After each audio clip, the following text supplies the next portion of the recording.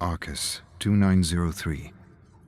I rose early to experience a few deaths in the archives I recently captured from the Rift. I had some milk from Terra 728. I listened to a radio show from Terra 232, horror stories and tales of terror. I read a new version of Dante's Inferno from... I'm not sure where. I thought of home, had some whiskey, and slept for what felt like an eternity. Arcus 437. I'm going to have a couple shots of whiskey from Terra 917, experience a few memories, then head to bed. The warmth of spirits from 917 has always had a way of lulling me away. While it is true this is a cruel fate, an even crueler fate would have been to have been imprisoned here without the Aurus, without the ability to manifest and create and enjoy. It feels strange, as this may seem as the nexus of creation, able to travel memories and cull from those memories without restraint. Helps pass the time. Definitely helps pass the time. Arcus 8875. It's always entertaining to watch a survivor try to escape with a femoral artery lacerated. Some victims actually get quite far before shock and cardiac arrest overwhelm them. They fight and struggle for life as if death were final. Perhaps this is the reason the entity wipes the slate clean with every resurrection. The unwavering belief that death is real gives weight and gravitas to the trial, to the experience. Otherwise, survivors won't care, wouldn't run, wouldn't feel. The fear of death is the pulse of life, and believing death is real gives emotion to the experience. It, in other words, feeds the entity. Arcus 1118. There's nothing like silence to drive you mad.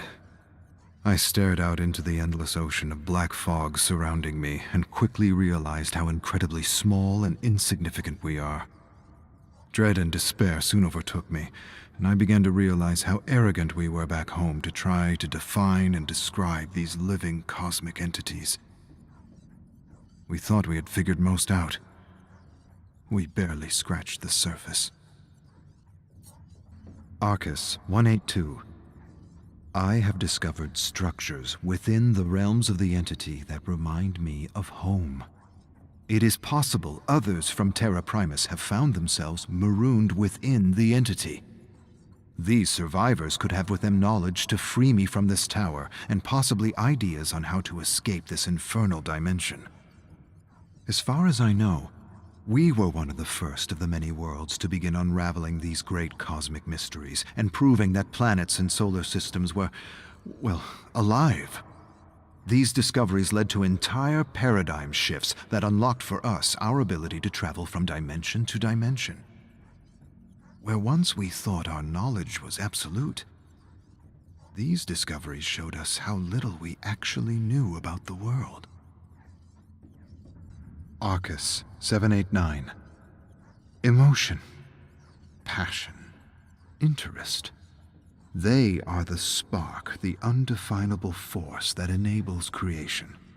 You cannot manifest anything if you are not filled with emotion about it. The Aurus was ridiculed because the council lacked understanding.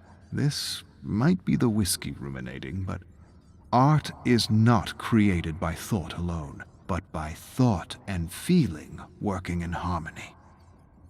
Feeling is everything. Feeling is the most important aspect of bringing anything to life. It is the fuel that makes thought and intention reality. Arcus 968. Strange, luminous markings left in the trials for survivors and killers that help me navigate and study rifts with greater ease. Someone is trying to reach out to me. Tampering with the entity, using tricks to secure my attention, to let me know I'm not alone, to let me know I'm not the only one able to manifest within the entity. Yet the knowledge of living dimensions and ancients is knowledge few have developed amongst the infinite Terra worlds within the known galaxies. Arcus 571. Gut-wrenching shrieks echoing through the fog disturbed my sleep. I woke up, put on some slacks, clambered to the roof with some whiskey, and hit golf balls into the abyss. There's something about hitting iron and wood into oblivion that's calming, even therapeutic. I must have hit 1,000 golf balls before the yelling and screaming finally subsided, and I called it a night. Arcus, 572. Someone left a bucket of golf balls at my door with a note. Best balls ever. Upon further inspection, I realized they were hardened eyeballs. Fossilized eyeballs, collected no doubt throughout the Lost Realms.